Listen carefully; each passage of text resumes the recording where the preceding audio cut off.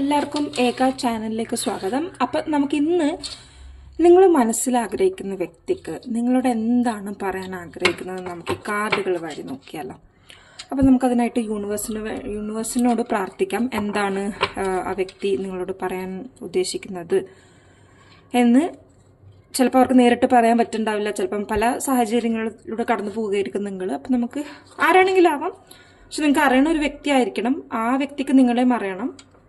അപ്പം നമുക്ക് അത് യൂണിവേഴ്സിനോട് ചോദിച്ചിട്ട് റാൻഡമായിട്ടൊരു കാർഡ് ഞാനിവിടെ എടുക്കാൻ പോവുകയാണ്. അപ്പോൾ റാൻഡമായിട്ടൊരു കാർഡ് ഞാനിപ്പോൾ ചൂസ് ചെയ്യാൻ പോവുകയാണ്.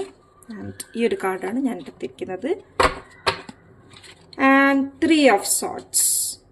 3 of Swords എന്ന് വെച്ചിട്ടുണ്ടെങ്കിൽ എനിക്ക് അതിൽ നിന്ന് കിട്ടുന്ന ഒരു മെസ്സേജ് എന്താണെന്ന് വെച്ചിട്ടുണ്ടെങ്കിൽ ആ വ്യക്തി ഇപ്പം പല ബുദ്ധിമുട്ടിലൂടെയും കടന്നു പോവുകയാണ്. അപ്പോൾ അവർ നിങ്ങളത് മനസ്സിലാക്കും എന്നാണ് അവർ പ്രതീക്ഷിക്കുന്നത്. നിങ്ങളത് മനസ്സിലാക്കി നിങ്ങളതിനെക്കുറിച്ച് അറിഞ്ഞ് പ്രവർത്തിക്കും എന്നാണ് അവർ വിചാരിക്കുന്നത്. കാരണം വെച്ചാൽ ഇപ്പം നിങ്ങൾ ഈ പിക്ചറിൽ കാണുന്ന പോലെ അവർക്ക് പല സൈഡിൽ നിന്നും എന്താ പറയുക, കുത്തലുകളോ കുത്തുവാക്കുകളോ അല്ലെങ്കിൽ അങ്ങനത്തെ ഒരു ഇതൊക്കെ അവർ കേട്ടുകൊണ്ടിരിക്കുന്നുണ്ട്. ആ ഒരു സമയത്ത് നിങ്ങളും അവരെ ബുദ്ധിമുട്ടിക്കരുത് എന്ന് അവർ ആഗ്രഹിക്കുന്നു. അപ്പോൾ കൂടെ നിൽക്കുക, അവർ പറയണത് കേൾക്കുക.